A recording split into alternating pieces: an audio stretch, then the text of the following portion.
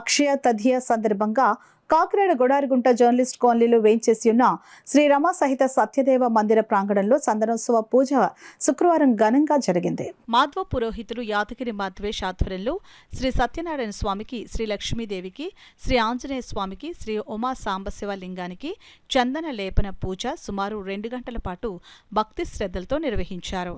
వైశాఖ మాసంలో అక్షయ తదియ నాడు విశేషాలతో కూడిన ఈ పర్వదినమున పరశురామ జయంతితో పాటు సింహాచల నరసింహ స్వామి నిజరూప దర్శనం మరియు పవిత్ర గంగాభూమిని స్పర్శించిన రోజు, ఇలా అనేక విషయాలు ఈ రోజు ప్రారంభమైందిగా అత్యంత శుభసూచకంగా పురాణాల్లో సైతం ప్రస్తావించబడిందని యాదగిరి మధ్వేష్ అన్నారు. పూజ్య గురుదేవులు శ్రీ సత్యాత్మ తీర్థ స్వామీజీ ఆశీస్సులతో చందనోత్సవ పూజ కార్యక్రమం విశేషంగా నిర్వహించబడిందని అన్నారు. భక్తులందరికీ చందన ప్రసాదాన్ని 3 రోజుల తర్వాత అందచేయబడుతుందని, భక్తుల దర్శనార్థం ఆదివారం వరకు చందన లేపన దర్శనం ఉంటుందని వివరించారు. లక్ష్మీ స్వరూపంగా భావించే చందన ప్రసాదాన్ని ప్రతి ఒక్కరూ స్వీకరించాల్సిందిగా కోరారు.